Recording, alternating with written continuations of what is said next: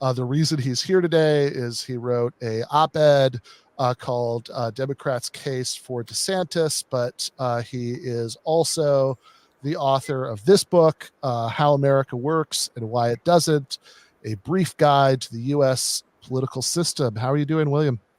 Doing great, Ben. Thank you. Good to be here. And I really liked your last segment. It was entertaining. I wanted to get started with my talking on some of those points you made, and I actually agreed with almost everything you said. I thought was spot on, and it's a super important area. So I'm glad you're focusing on it.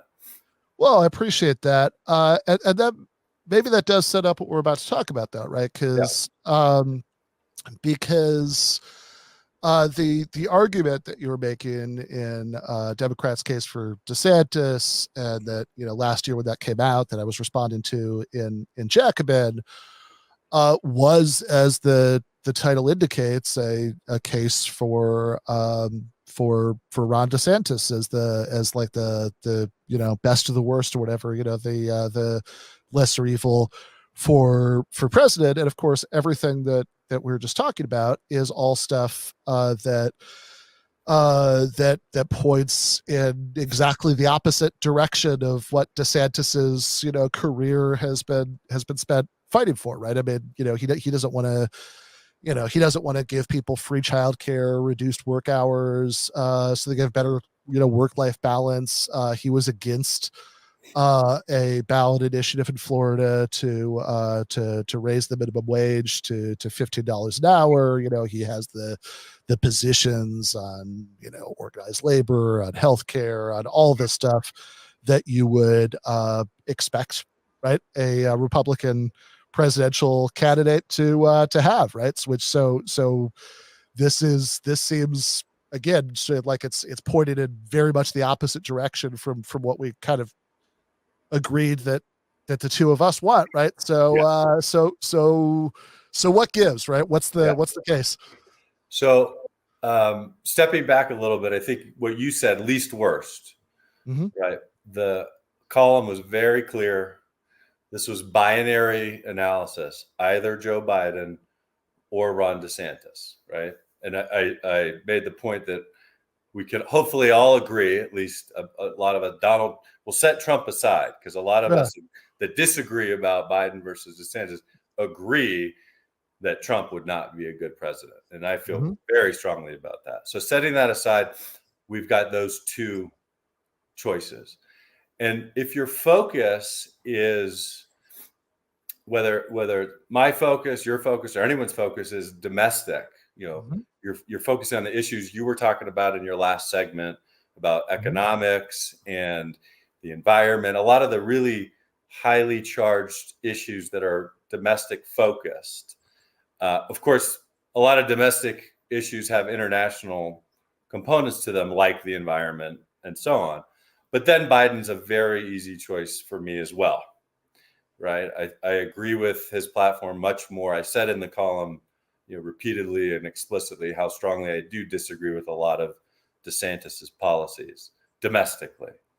What my concern is I personally think the more important issues facing humanity and the country right now are international, and international relations in particular.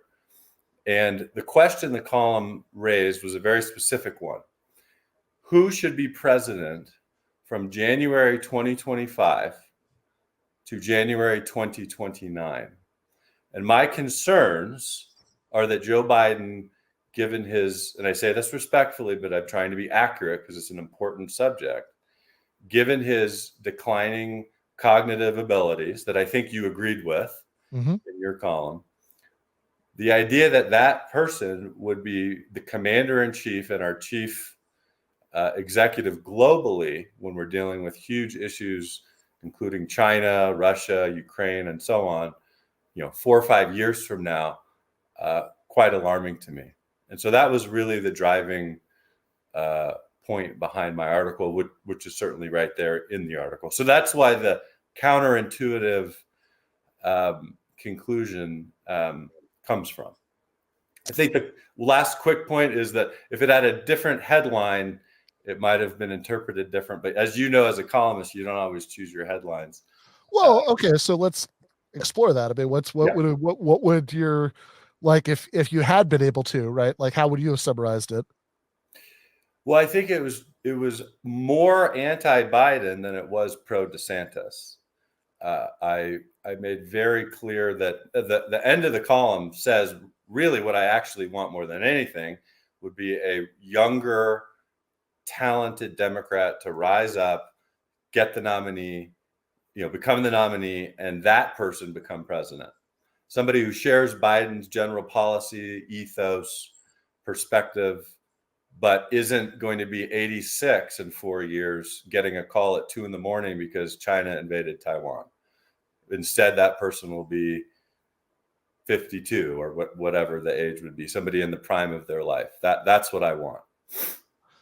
Yeah. So, and before we kind of dig into that argument, I mean, just out of curiosity, we just heard from Andy that preliminary results, it looks like it's right now, at least, Haley is second, with DeSantis in third place. So it could, it could be, if that gap widens over the course of the night, especially, right, that DeSantis would actually drop out, or even if he doesn't, that, so he's been spending a lot of money and not getting much back for it, so that could definitely happen.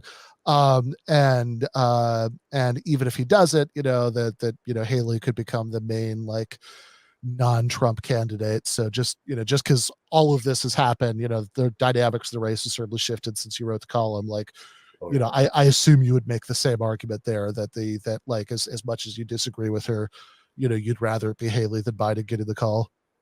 Exactly. I actually like Haley more than DeSantis. When I wrote the column, I think it's been about 8 months now, and it's stunning. I keep refreshing 538, hoping Trump's numbers go down, but they never do.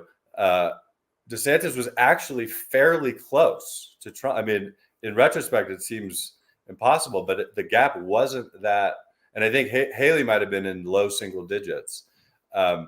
Since that time, she's come on strong, and you're exactly right. I would write that same column that you just essentially find and replace and put Haley in there with a few tweaks, and it'd be the same logic and the same thinking. I do like her actually a little bit more than DeSantis even.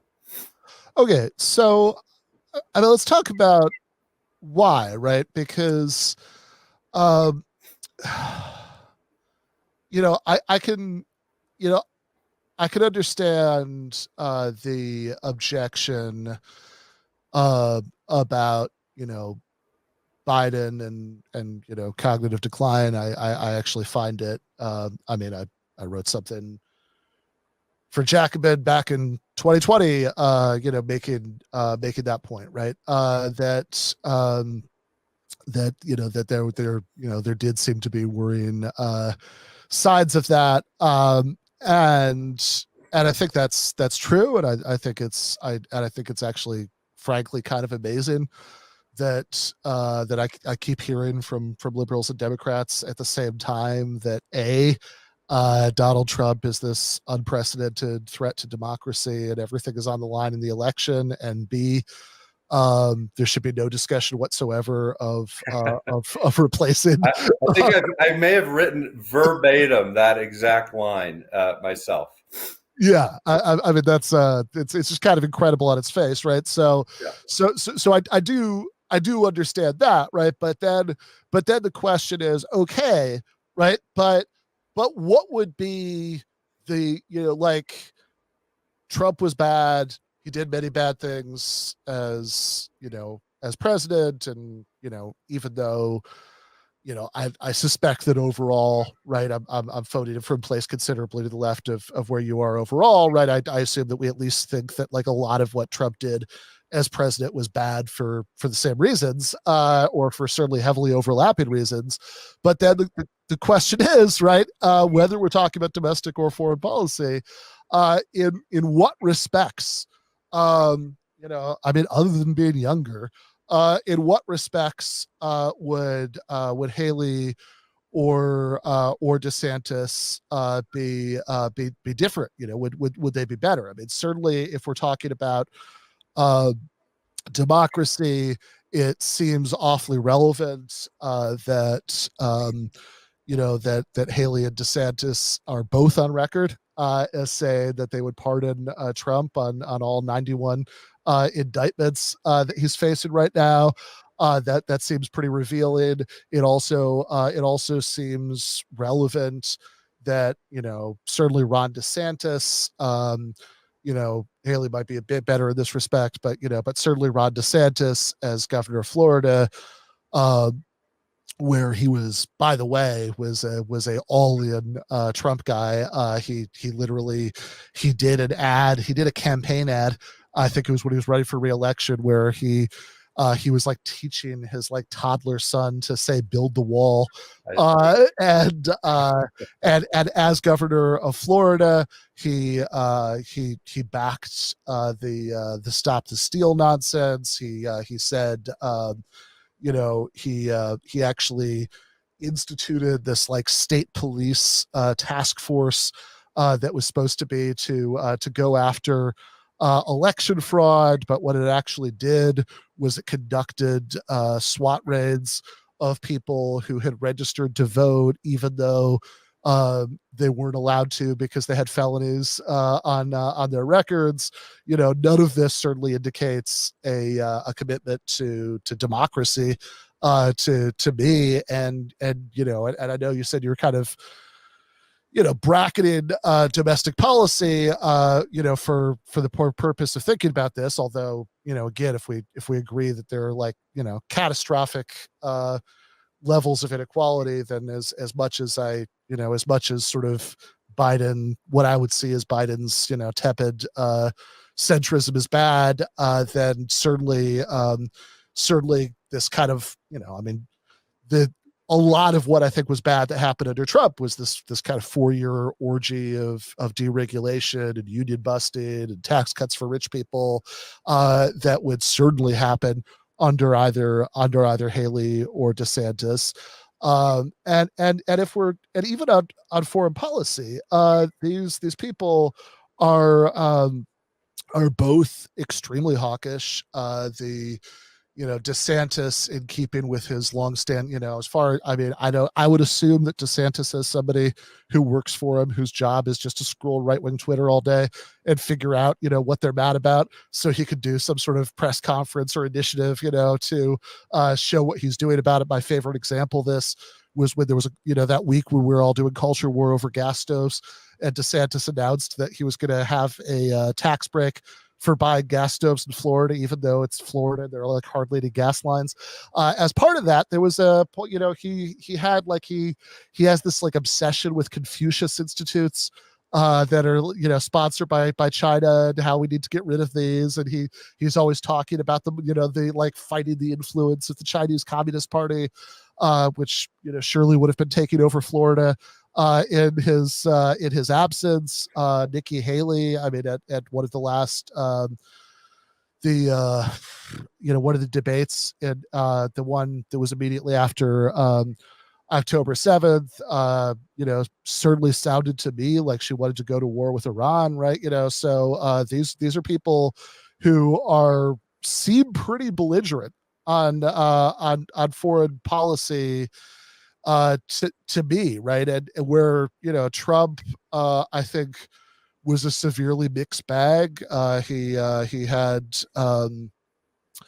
he assassinated Soleimani, for example. He brought us very close to the brink of war with Iran, but then he kind of I don't know, had a mood swing, or he watched Tucker Carlson and Tucker said not to, and he decided not to, right? Which is not great, right? Like there's nothing about that description that I like or that makes me want Trump to be president again. But also concerning. Okay, but like, is somebody who's just sort of consistently hawkish and belligerent better than that? And if so, why? Yeah.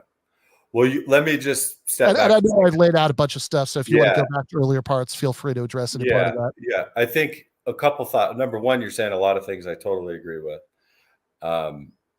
I think, unfortunately, I'm very frustrated about this for our country. I think our choices here are really bad. We have really awful choices here. It's a very narrow field at this point. It's almost for sure at this point going to be Biden and Trump. Mm-hmm. And that's a real problem for our country. And all of the things that you're saying about DeSantis and Haley, I might quibble at the degree to which you're expressing them or the margins, but yeah, I agree with you. And there's no doubt they've got people scrolling right-wing Twitter, and that's how they're coming up with their headlines, and their the things that their stump speeches and all of that. I think on foreign policy, and so the domestic thing versus foreign policy. Here's how I think about it. I think that domestically, there's big differences whether you've got a Biden or a Haley, right? Let's just use those two for this example. Mm-hmm. Are we going to be taxing people who make $1 million at 36% or 28%? It's meaningful, right? But that's about the range. A lot of it depends on who wins the House, who wins the Senate, right? What the composition of Congress looks like.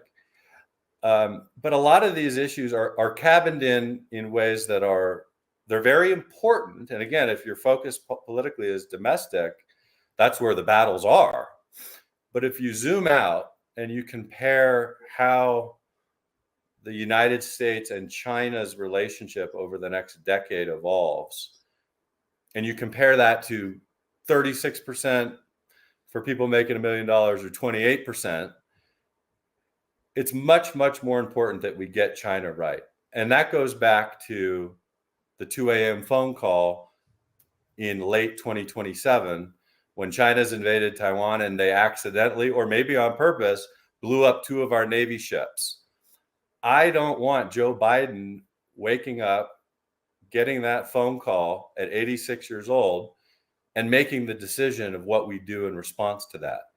I want somebody who is intelligent, clear thinking, full of vigor. I want somebody like Biden was 30 years ago, or even 15 years ago, maybe even 10. I think it's really important. And this goes to your point about, are Haley and DeSantis just belligerent hawks? So they would just say nuke China, and it would be even worse than Biden not knowing what to do. And I don't mean to be critical of Biden. When I'm his age, I'll probably be much, much worse. But I'm trying to be accurate again because of how important it is.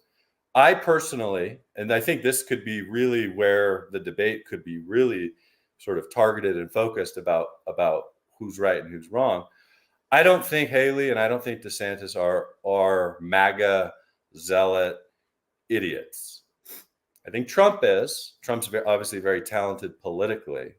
But I think Haley and DeSantis are playing the hand they have to play right now in terms of trolling Twitter. I think they are true conservatives. I strongly disagree with a huge number of their policies, the overwhelming majority of their policies. But I don't think when it comes to issues where the role of the president and the commander-in-chief is just to get to the right answer and handle a complicated flashpoint the right way, I don't think they're going to be the DeSantis in that commercial. I don't think Haley's just going to say, go nuke Iran because, for no reason. I think they'll have serious people and they'll make serious judgments in that space. They'll do lots of harm domestically. They'll say lots of stupid things. They'll do lots of damage to lots of people that you and I want to protect. But it's cabined in, as in the examples I gave. To me, it's a fairly narrow range when you compare it to what do we do with Russia in 2032? What does that look like? And who is the leader, the chief executive, harmonizing advice and making decisions? And the idea that Joe Biden 4 years from now is that person is very alarming. Yeah. Okay. So, I wanted to give you a minute on that because I know I threw a lot at you, but I want to go back to something that you said a minute ago about how you didn't think that Haley or DeSantis were like really MAGA types, even if DeSantis at one point thought it was advantageous to present himself that way. And they were, true conservatives, and there are lots of things that you disagree with conservatives on, but you do still think that's better. And I think in a sense that might actually be really cut to the core of the disagreement.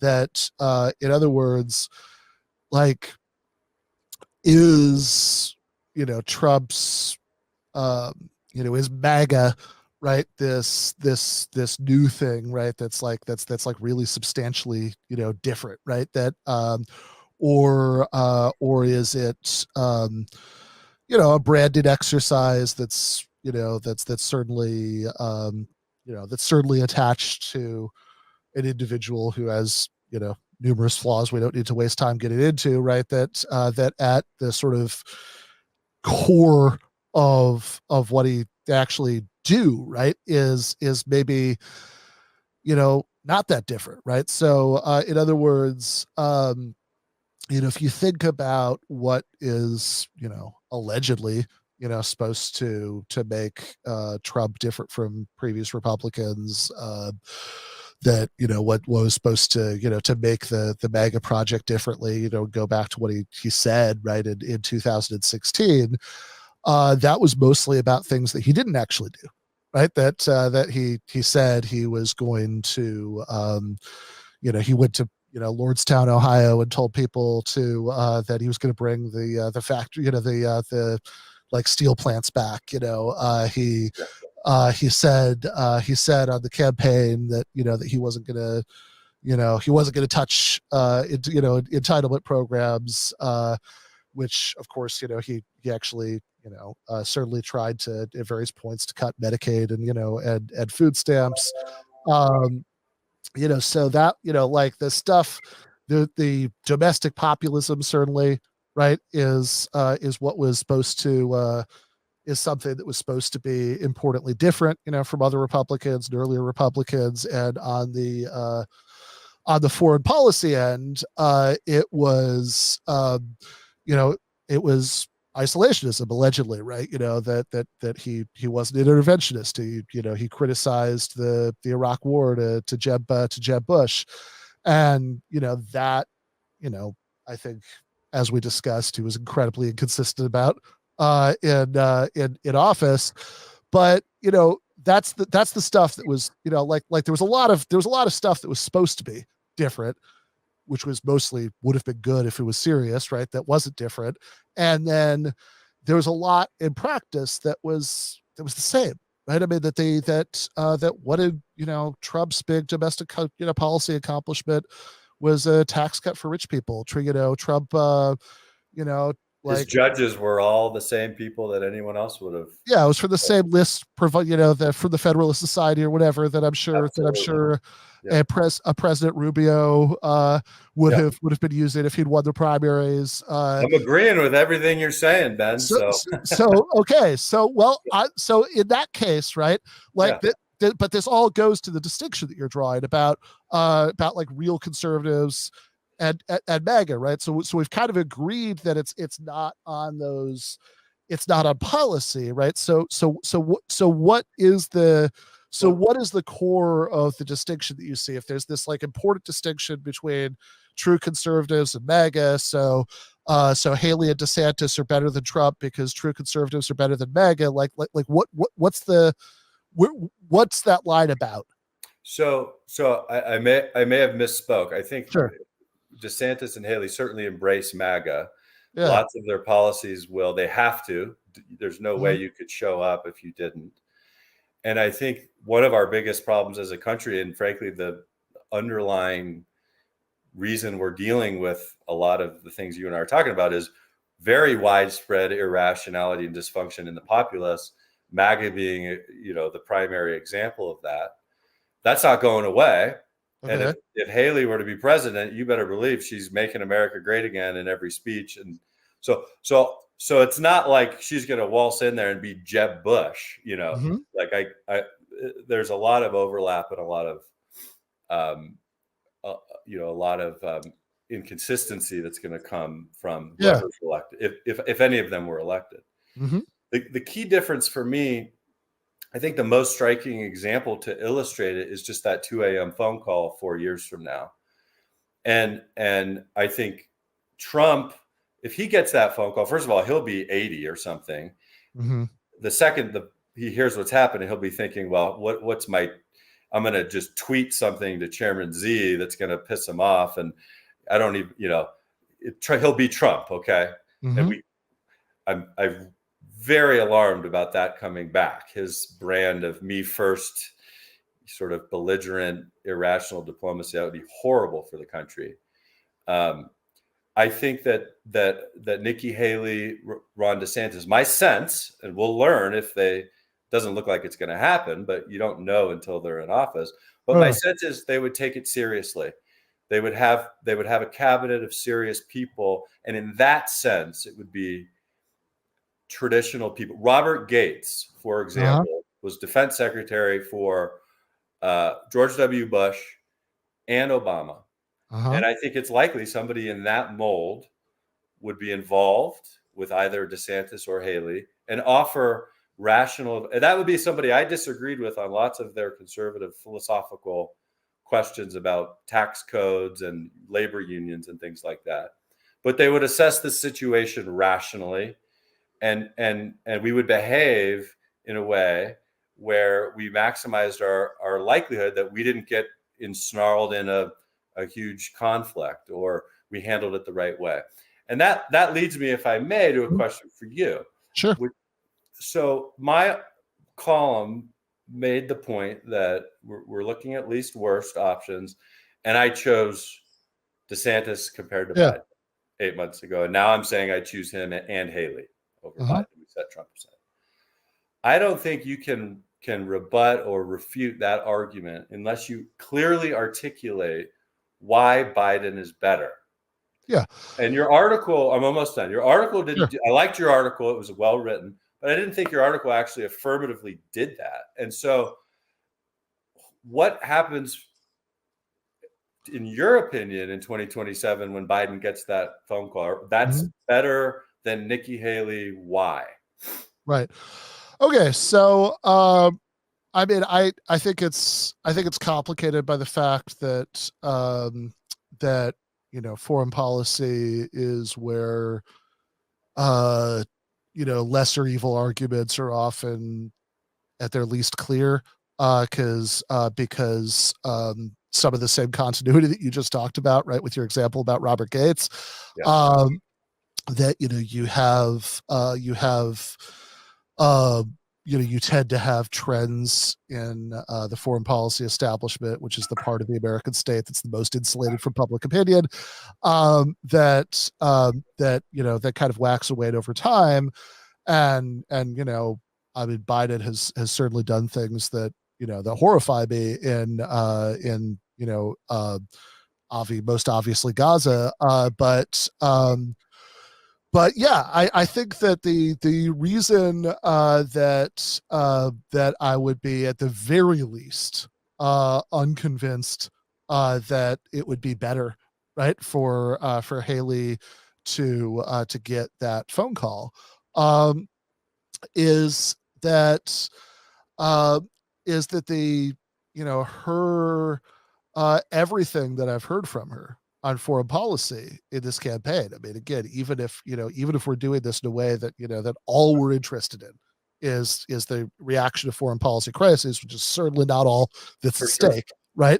But even if that's all, just an example. Sure, that's fine, right? Even if that's all that we're interested for the moment, for the purpose of considering that example, then I would say, well, I would look at everything that Nikki Haley has expressed about foreign policy over the course of this campaign, which I've consistently found extremely alarming, right? When she seems to want to escalate tensions with China. A lot of Republicans are critical of Biden's Ukraine policy, but sort of from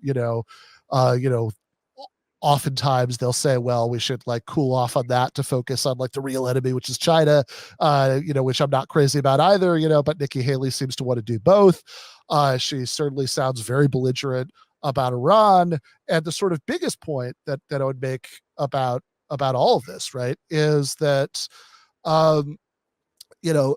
if we're thinking about this in a broader sense, and if we're, the sort of larger ideological point I tried to make in my response to Jacobin is, to what extent are we thinking about elections and choices between politicians as sort of decisions about who's the most, technically competent person, and to what extent are we thinking about these clashes of ideology or interests? And I wouldn't go so far as to say that's not at all the first thing, right? I do take what you're saying seriously on that.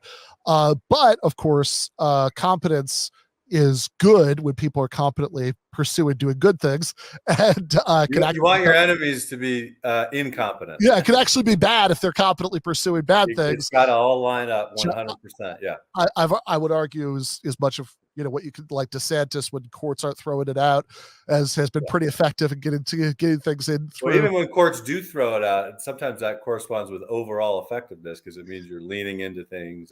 Totally right. So I agree. Let me just say this though, right? So to that point, right, as it applies to foreign policy, given the very belligerent, very, very neocon things that I often hear Haley say, what I immediately think is, look, did Trump do plenty of things in foreign policy that I think are horrible over the course of his 4 years as president? He did, right?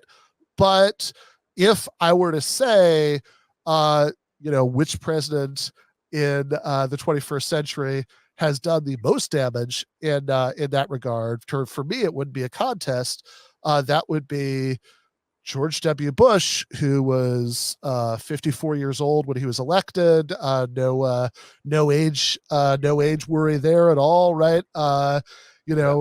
And who was certainly surrounded by the sort of people who had been in previous Republican administrations. Some cases, like his defense secretary Robert Gates, you mentioned, would then serve. Gates came in at the end and cleaned up more than he wasn't behind that. Okay, but it's nevertheless true, right? That George W. Bush. I mean, if you're talking about who would stare us, I think that's a very valid point. Yeah. Yeah, I mean, this. So let me just ask this. We got 20 years of war in Afghanistan. We got an absolutely disastrous invasion of Iraq, punched a hole in the Middle East. We got the drone war and indefinite detention, and et cetera, et cetera, et cetera, et cetera. So I will give you the last word on this, but I mean, that would be why I think that I would perhaps, gun to the head, right? I mean, I live in California. It doesn't matter who I vote for, but gun to the head, I would take Biden over Nikki Haley there. I think the example of the far greater damage that George W. Bush did than Trump in foreign policy would be my go-to there. And then, as I said, I'll give you the last word on this. Yeah, and I don't know if we have time restrictions, and I should be talking quickly or not. Let me know if we do. But I think those are all good points and make sense. To me, I don't put a lot of weight into campaign trail rhetoric about foreign policy. It does not tend to correspond strongly with what actually happens. And so you need to pay attention. It's all you really have to go on in a lot of ways. But I would be shocked if Haley were to be president, which again, this is so hypothetical at this point, given the way things have transpired in the last 8 months.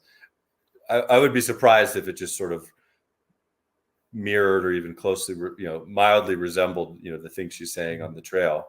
But I would love to just hear. So what is very good criticisms of DeSantis, very good criticisms of Haley.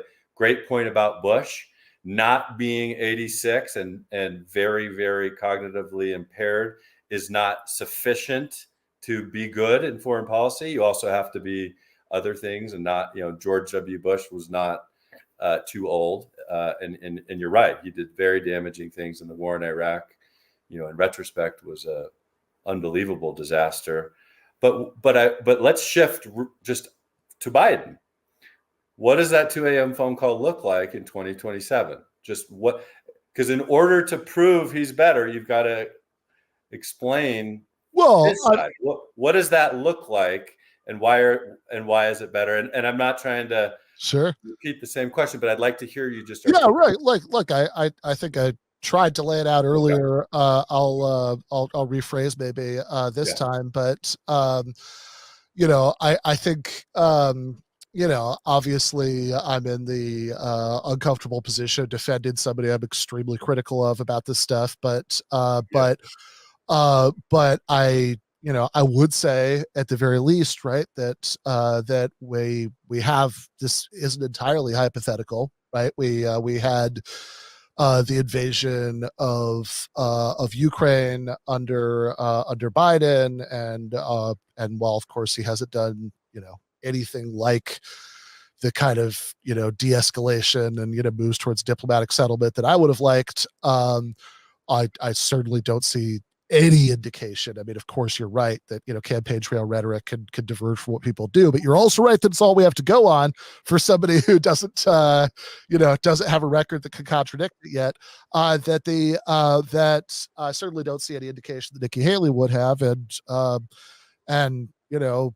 there was actually quite a bit of pressure for Biden to, lots of people were talking about like setting up a no-fly zone and shooting down Russian planes over Ukraine, which he at least didn't do, right? That's a pretty minimal bar, right? But he cleared it. So to me, right, the question is, what's the reason to think that Haley would have done something, would have been better, right? And if the only reason that I'm hearing is just that that she's younger and less likely to get confused in the moment or something, then I suppose, right? But like I have, but I think that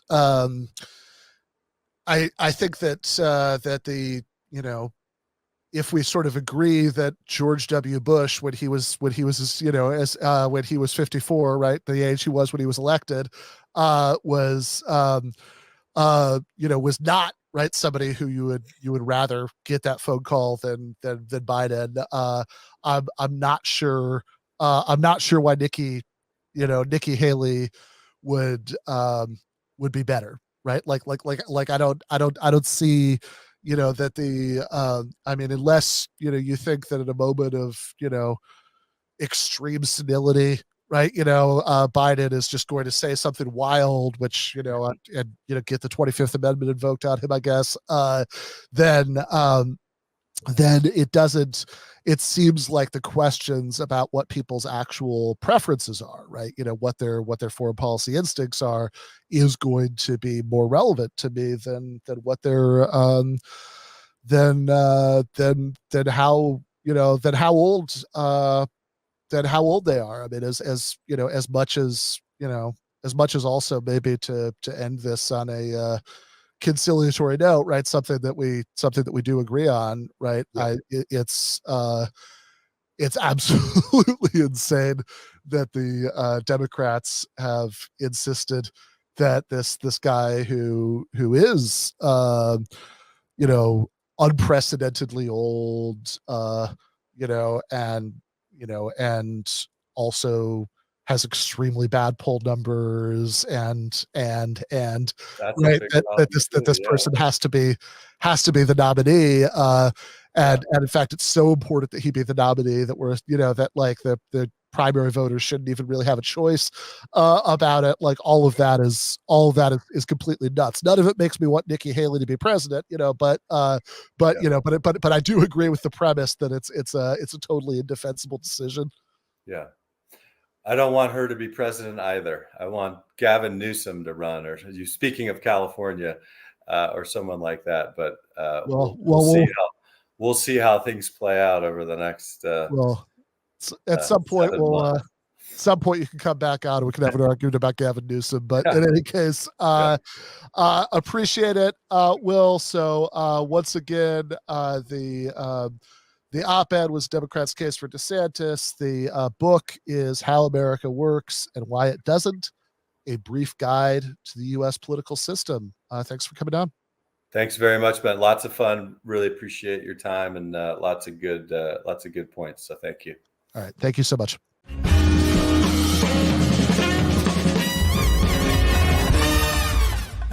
You have been watching free public content from Give Them an Argument. To access every single episode of the show, the main show on Monday nights, all of the streams, all of the debate breakdowns, all of the patron-exclusive postgames on Monday nights, all of the patron-exclusive bonus episodes every week, and much, much more, go to patreon.com/Ben Burgis. I cannot resist ending this with, don't be foolish.